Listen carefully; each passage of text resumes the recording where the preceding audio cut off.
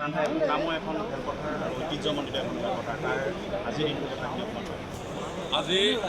দেশৰ ৮০ সংখ্যক স্বাধীনতা দিৱস আৰু এই স্বাধীনতা দিৱস সমগ্ৰ দেশবাসীৰ লগতে আমি শিৱসাগৰ জিলাবাসীয়েও অতি উলহ মালহেৰে নহ'লেও অতি আন্তৰিকতাৰে পালন কৰিবৰ কাৰণে প্ৰয়াস কৰিছোঁ।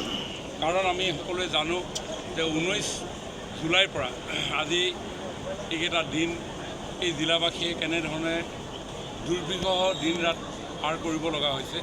কাৰণ বিধ্বংসী বানপানীয়ে বিস্তীৰ্ণ এটা অঞ্চলৰ জনসাধাৰণৰ জীৱন সম্পত্তি ক্ষতিগ্ৰস্ত কৰি তুলিলে আৰু সেই দুৰ্দিনৰ সৈতে মুখামুখি হৈ আজি আমি যদিও সময়বিলাক পাৰ কৰিছোঁ, কিন্তু আমাৰ দেশৰ প্ৰতি থকা দায়বদ্ধতা, দেশৰ প্ৰতি থকা দেশপ্ৰেম যেন স্থিমিত কেতিয়াও নহয় বা হ'ব নোৱাৰে। আৰু তাৰ বাবে আজি শিৱসাগৰ বৰ্ডিং ফিল্ডৰ প্ৰতিকূল এই পৰিৱেশৰ মাজতো বহু ৰাইজৰ উপস্থিতিত, সন্মানীয় ৰাইজৰ উপস্থিতিত, স্বাধীনতা সংগ্ৰামীকে ধৰি তেওঁলোকৰ পৰিয়ালৰ সদস্যৰ উপস্থিতিত আমি এই অনুষ্ঠানটো আমি আয়োজন কৰিছোঁ। ইয়াত দুটা কথা আপোনাক সুধি ল'ব বিচাৰিছোঁ। ইয়াত প্ৰথম কথা, আজিৰ দিনটোত আপুনি যেতিয়া নীলিমা কাষৰ তলত তিৰংগা উত্তোলন কৰিছে, একেটা সময়তে উপায়ুক্ত কাৰ্যালয়ৰ পদূলিমুখত ইয়াৰ স্থানীয় বিধায়কে প্ৰতিবাদ কৰি আছে। এই বিষয়টো আপুনি ইয়াৰ অভিভাৱক মন্ত্ৰী হিচাপে কি কৰে? আজি ৮০ সংখ্যক স্বাধীনতা দিৱস। এই স্বাধীনতা দিৱস ২০০ বছৰীয়া ব্ৰিটিছৰ পৰাধীনতাৰ শিকলি ছিঙি আমাৰ উপৰি পুৰুষসকলে, স্বাধীনতা সংগ্ৰামীসকলে আমাক এক স্বাধীন পৰিৱেশ আমাক প্ৰদান কৰি থৈ গ'ল। আৰু এই স্বাধীন পৰিৱেশত আমাৰ চিন্তা চৰ্চাৰে, আমাৰ অনুভৱ উপলব্ধিৰে আজি দেশখনক পৰিচালিত কৰিবৰ কাৰণে গণতান্ত্ৰিক ব্যৱস্থাৰে আমাক এটা বাতাবৰণ দি গ'ল। আৰু নিৰ্বাচিত চৰকাৰ আৰু প্ৰশাসন জনসাধাৰণৰ প্ৰতি দায়বদ্ধতাৰে কাম কৰিবৰ কাৰণে প্ৰয়াস কৰে। আৰু বিশেষভাৱে ভাৰতীয় জনতা পাৰ্টীৰ চৰকাৰ ভীমবৰ দেউৰী, মোৰ ফোনটো নাই, আপোনালোকক মই স্পীচটো দিয়ে দিব পাৰোঁ, এইবোৰ ফোনটো দেচোন। ভীমবৰ দেউৰীয়ে তেতিয়াই বিধানসভাত 1940 তেওঁৰ ছাৰ ছাদুল্লাক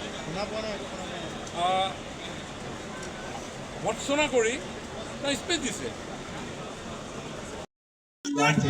দল হিচাপে মুখ্য অতিথি মহোদয়ৰ সন্মুখত চতুৰ্থটি দল 49th Assam NCC Sivasagar with arms, পঞ্চমটি দল 11th Assam girls NCC Sivasagar girls college.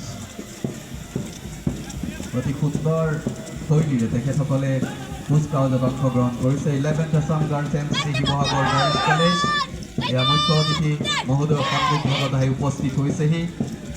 পৰৱৰ্তী দল 11th Assam battalion NCC Sivasagar university team 1, Sivasagar বিশ্ববিদ্যালয়ৰ প্ৰতিনিধিত্ব কৰি ষষ্ঠটো দল আহি উপস্থিত হৈছেহি। শিৱসাগৰ চহৰৰ আন এখন প্ৰসিদ্ধ college Sivasagar Bir Lachit Borphukan college, 11th Assam battalion NCC Bir Lachit Borphukan college Sivasagar, এয়া তেখেতসকলৰ দল আহি উপস্থিত হৈছে এই মুখ্য অতিথি মহোদয়ৰ সন্মুখত। অষ্টমটি দল 49th Assam battalion naval unit NCC team 2 without arms, Sivasagar উচ্চতৰ মাধ্যমিক বহুমুখী বিদ্যালয়ৰ দলটি নৱম দল হিচাপে এয়া মুখ্য অতিথি মহোদয়ৰ সন্মুখত উপস্থিত হৈছেহি।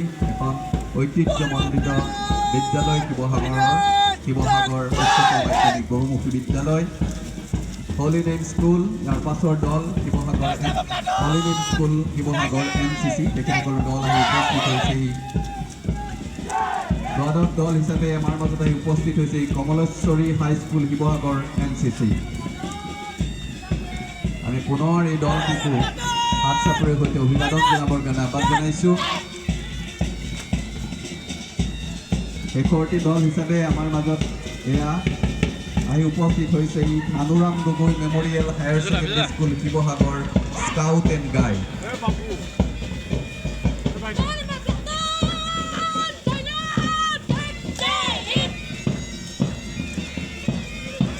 আৰু বেন প্লাটুন হিচাপে আজিৰ কুচকাৱাজক আকৰ্ষণীয় মাত্ৰা প্ৰদান কৰিবলৈ আমাৰ মাজত আহি উপস্থিত হৈছে বেন প্লাটুন ফাৰ্ষ্ট এপিবিএন লিগিৰি পুখুৰী নাজিৰা। এই বান পৰিস্থিতিৰ মাজতো বিভিন্ন বিদ্যালয়ৰ সবুজ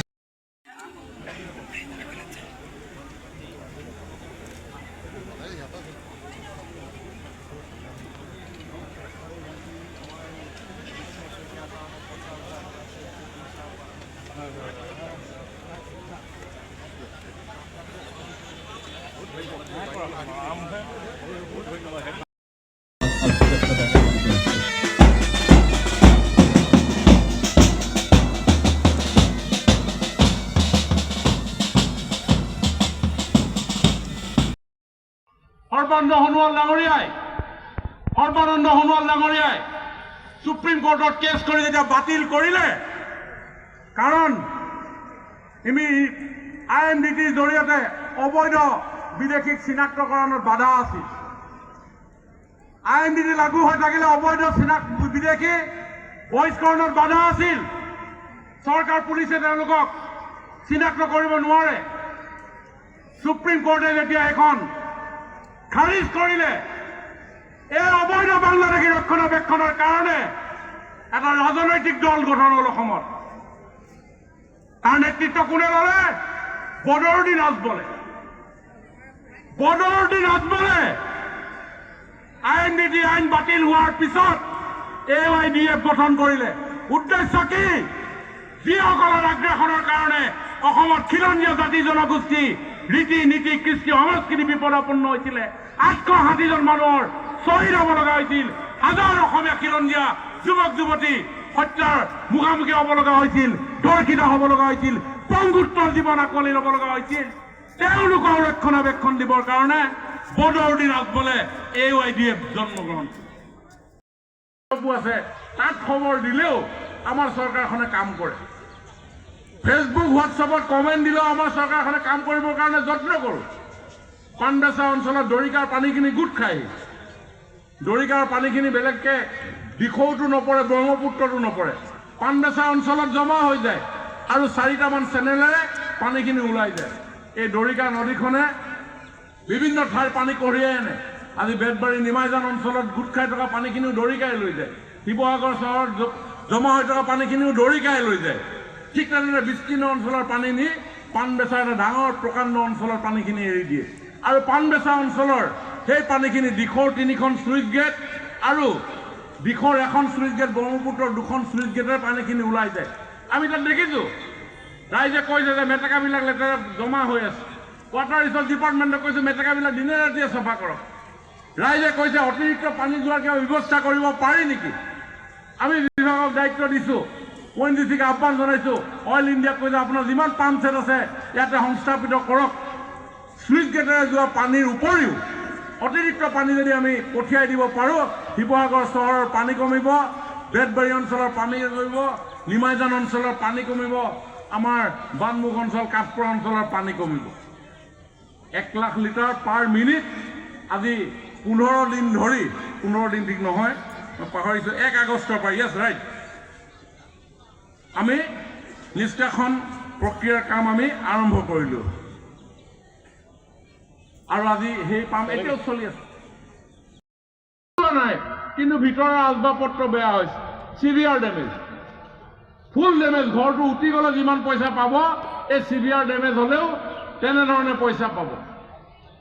অলপ কনফিউজন হোৱাটো মোৰ দৃষ্টিগোচৰ হৈছে।